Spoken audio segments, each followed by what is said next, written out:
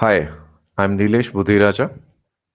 Welcome to this webinar, Solving the Course versus College Dilemma, brought to you by Opasis, a company that offers practical and impactful career guidance solutions. In the next 20 minutes, we will share with you an objective method to address the college versus course dilemma. We will talk about how people have been making these decisions and the problems with such decision making. We will then talk about the Opasis approach, its fundamentals, and how the Opasis approach can help avoid those issues. We will also illustrate the objective decision-making approach using an appropriate example. Let's talk about the usual decision-making approach. Say, let's talk about Amaya. She's ambitious, has worked hard, and got a rank in the JEE Mains and JEE Advanced. However, she realized that with her rank, she won't get into any of the top-ranked IITs in her preferred stream of computer science. Instead, she has a bunch of options wherein either her choice of college is not of her preference, or in other cases, the choice of the stream, like mechanical, electrical, etc. So the next thing she does is to consult her family and close friends. Some advise her to go with the stream that is computer science wherever she gets it, while some recommended that she only look at the college reputation, as that carries better future prospects. Now, both types of advice in isolation are correct. But in the practical world, which is full of imperfections, contradictory advisories were not really helping her. So she probably will go with the advice from the person she trusts most and she will ignore others. Or perhaps she will take a decision based on her own gut feel. Now, in usual decision making, we all have fallen for confirmation biases also. Confirmation bias involves favoring information that confirms your previously existing beliefs or biases.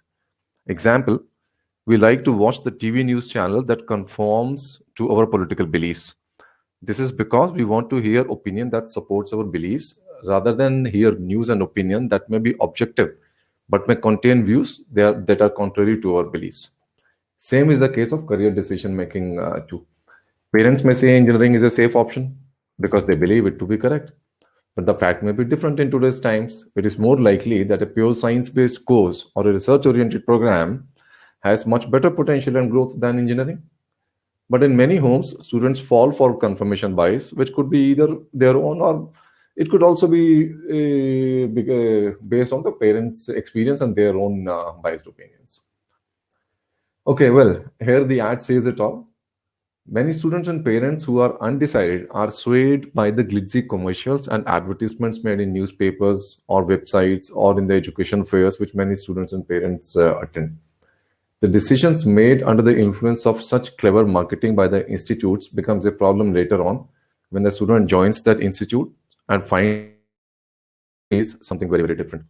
The impact of decisions made in this manner mostly result in the student getting disappointed, and hence we strongly advise that they should be avoided taking a decision on these basis. Now let's talk about the comfort zone. The comfort zone plays a very important role in the usual way of decision making, as we will explain here. And it's not a great way to make a career path decision. A comfort zone is a psychological state in which things feel familiar to a person, and they are at ease and feel that they can be in control of their environment. Comfort zones are very evident during career making decision process, especially when it comes to the role of parents as influencers. Parents may say engineering is a safe option because they know about it, and they don't have much of an understanding of what a career in, say, actuarial sciences or in geoinformatics, for example, could be. So they encourage their children to only choose those options that they as parents know of. This is because engineering career is their comfort zone.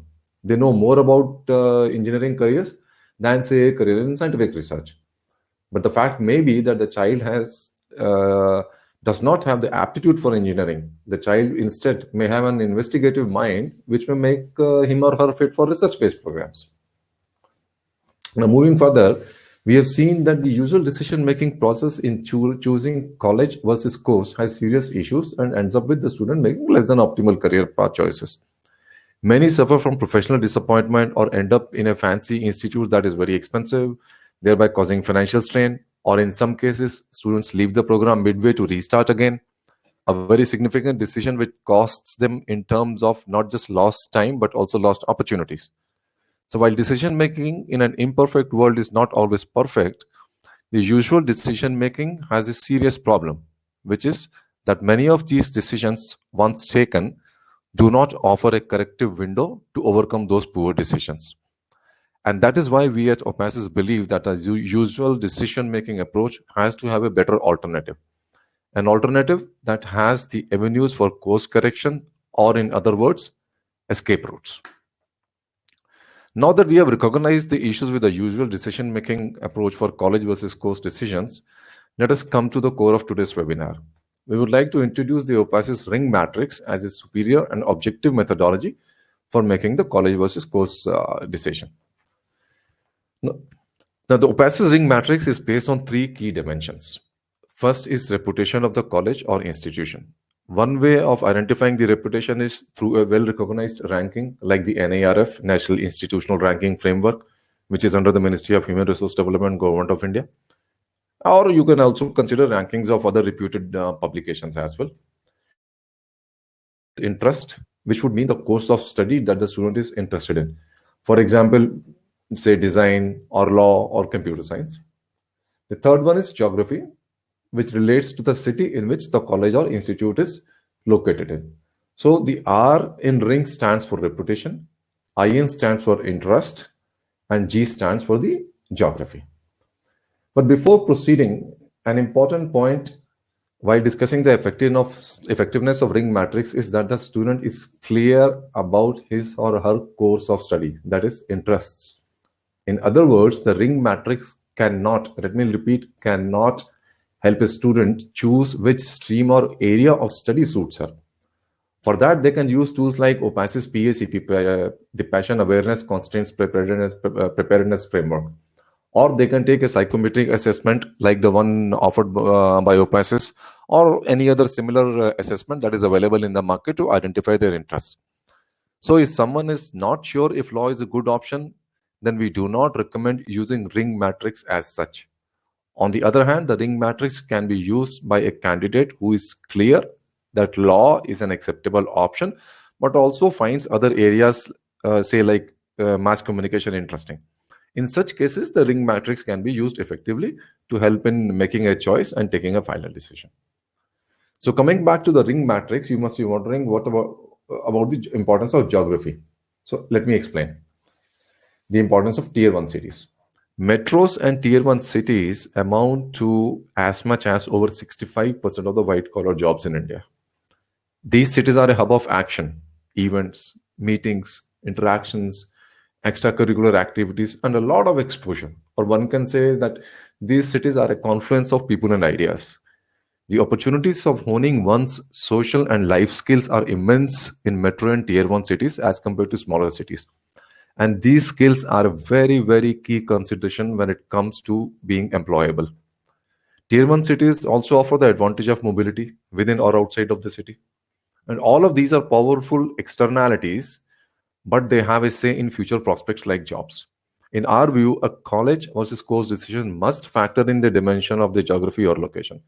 This must be, in our view, a very, very key criteria in making this decision about career versus college.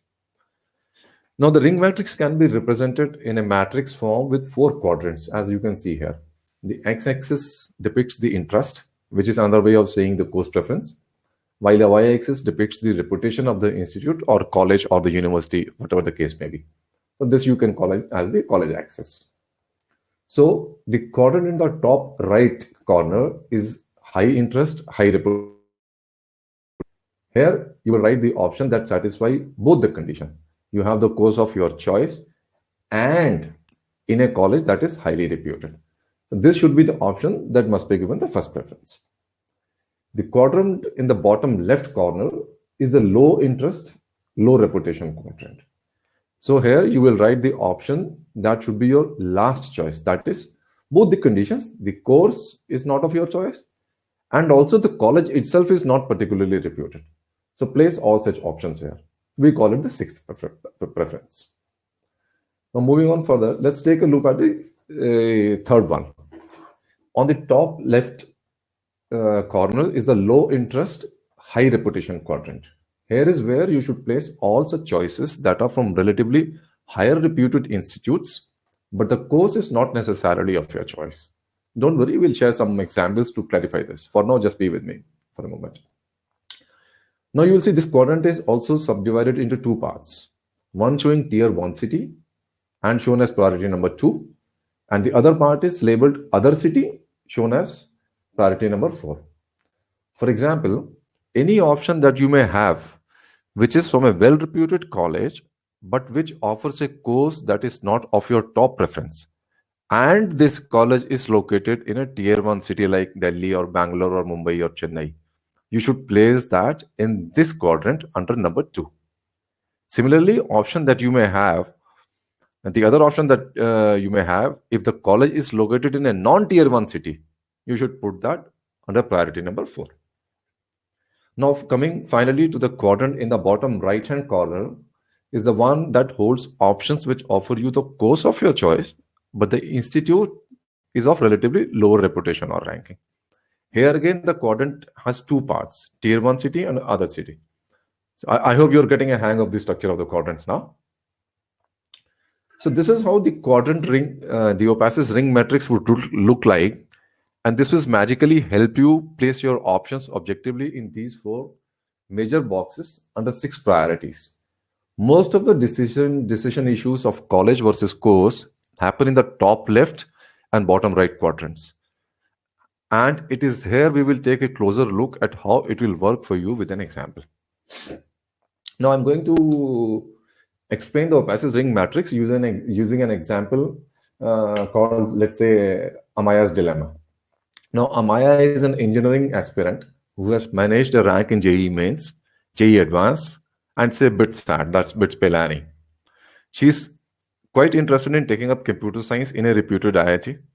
However, given her rank, she is presented with the following 6 options. She has got course options that are not her top choice from good institutes, and she has also got the choice of a stream computer science, but from not so reputed institutes. The choices are shown in the table here. So how should she decide objectively, leaving all biases, influences, etc. aside that we spoke about earlier? Let's try using the ring matrix now. So Amaya's choices are seen in the table below on the left corner of the screen. So let's go ahead and start looking at each of the options and put them in their appropriate places. The first college course in the list is IIT Madras Mechanical Engineering. IIT Madras is a top reputed institute. She is being offered mechanical engineering, which is not her top choice in terms of course. IIT Madras is in Chennai, which is a tier 1 bustling city. So this is appropriately kept as priority 2 in the ring matrix. Low interest course, but high reputation and tier 1 city of the college. The second opportunity in the list is of NIT Manipur. While NIT as a brand is great, the Manipur campus is still a long way to be in the top 15 to 20 ranked colleges. But she's got an offer for computer science there, which is her preferred course. So this opportunity comes under high interest, low reputation, and in other city, because there are no tier 1 cities in Manipur. Hence, this option is placed as priority 5 in the bottom right quadrant. I hope you are getting an idea of this is working. Next, we take IIT Guwahati, where she is offered mechanical engineering. This opportunity is placed under priority 4 on the top left quadrant because it is from a high reputation institute IIT, but in a course which is not her top preference. And the institute is located in Guwahati, which is not a tier 1 city, not yet at least. So this is where it goes under priority 4. The next option from the table is of BITS Pilani, where she is offered electrical engineering. This again, like IIT Guwahati mechanical option, will fit under priority 4. So I'll let you take a few seconds to see for yourself how it got there under priority 4. And you are seeing the options now getting placed in a more logical manner, I believe. Now, the fifth item in the list is computer science from MRIT University, which is located in Faridabad. The institute is not really highly reputed from a ranking perspective, but Amaya has the option of computer science here, which is her preferred course. Now, important to note here is that the institute is located in Faridabad, which is part of the NCR, National Capital Region of Delhi. So the advantages of being in a tier 1 city will definitely play a strong part here. And hence, this option can be slotted under priority 3 in the ring matrix.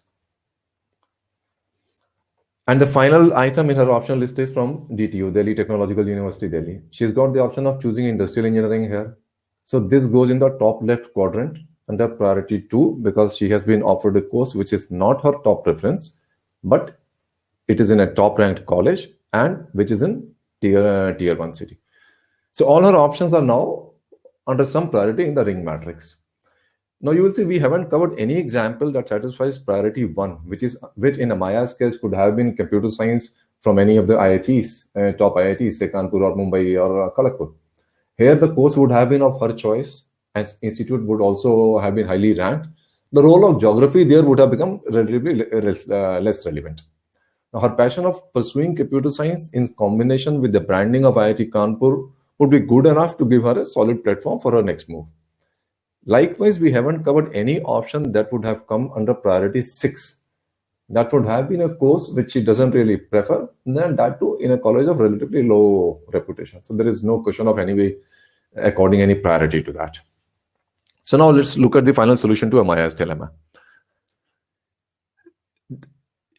You can see the placements here. This method makes it much easier for her to make decisions. Now, surely there are 2 institutes with priority 2 and 2 with priority 4. But however, she may find it easier to choose between such options using her own personal preferences and considerations. You can apply this matrix for any such dilemma, say between design in NID Bhopal, fine arts in Srishti in Bangalore, or say mass communication in Xavier's Bhubaneswar. The framework will function in exactly the same way as it did in the case of Amaya's example. So let me give you the cheat sheet representation of the Opasis ring matrix. You can use this format to arrive at the same solution as in the 4x4 quadrant format, and this can be, as we said, can be used for any course college combination to help you arrive at an objective decision making. And so the Opasis ring matrix, as you will see, essentially is an objective decision making tool for resolving the course versus college dilemma. And how is this approach different from the usual decision making approach? A, it bypasses your comfort zones. It overcomes biases, it cushions against peer influence, and it filters the marketing noise. So thereby it brings in a lot of objectivity in the decision-making process. So in effect, one can say that the ring matrix results in a much better college versus course decision-making. I hope you're finding this useful. If you have any feedback, suggestions, ideas, or would you like to inquire about anything, please do drop an email to info@opasis.com. Thanks to everybody. Thank you so much.